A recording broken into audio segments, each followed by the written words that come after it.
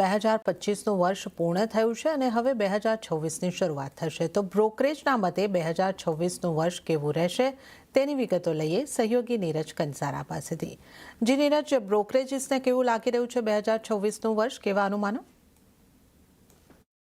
તો 2025નો અંતો એક positive not પર થયો છે। 10% જેટલા રિટર્ન આપણને ખાસ કરીને બજારની અંદર જોવા મળ્યા, પરંતુ હવે 2026 કેવું રહી શકે છે એના પર બ્રોકરેજનો મત જાણીએ તો સૌથી પહેલાં વિવિધ બ્રોકરેજ દ્વારા નિફ્ટી પર પોતાના ટાર્ગેટ આપવામાં આવ્યા છે, એના પર નજર કરી લઈએ તો જુઓ, જેપી મોર્ગન મેક્વાયરી 2026 માટે લક્ષ્ય રાખી રહ્યું છે કે 30,000 જેટલું નિફ્ટી પહોંચી શકે છે। નોમુરા લગભગ 29,300ના એક લક્ષ્ય આપી રહ્યું છે અને ગોલ્ડમેન સેક્સ અને બેંક ઓફ અમેરિકા બંને 29,000ના લક્ષ્ય ખાસ કરીને આપી રહ્યું છે, એટલે સારી તેજી અહીંયાથી આવતી જોવા મળી શકે છે નિફ્ટીમાં, એ તો છે જ।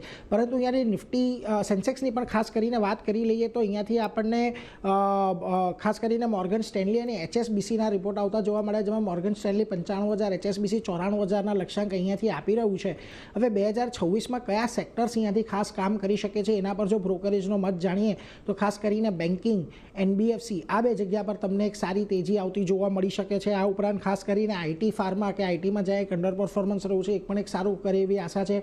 ડિફેન્સ, OMCs, ટેલિકોમ, ઓટો આ બધી જગ્યા, આ બધા સેક્ટર જે છે એ બ્રોકરેજને પસંદ આવી રહ્યા છે। જોકે તેમનું માનવું છે કે અમુક સેક્ટર્સ એવા પણ છે કે જ્યાં આગળ કોઈ મોટી આપણને મુવમેન્ટ આવતી જોવા નહીં મળે, જેમાં ખાસ કરીને infra, consumer staples, capital goods, energy જેવા સેક્ટર્સ છે કે જ્યાં થોડુંક અંડર પરફોર્મન્સ આપણને જોવા મળી શકે છે। સ્ટોક સ્પેસિફિક વાત કરીએ તો સૌથી પહેલાં HSBCની વાત કરીએ, 2026માં એમને જે પસંદ પડી રહ્યા છે એમાં હિન્ડાલ્કો, અપોલો હોસ્પિટલ, અડાણી પોર્ટ્સનો સમાવેશ થાય છે। ટોપ પિક્સ એમની છે 2026 માટેની, પરંતુ અમુક સ્ટોક્સ એવા પણ છે જે એમને પસંદ નથી, એમાં ખાસ કરીને M&M, SBI અને ICICI લોમ્બાર્ડનો સમાવેશ થાય છે।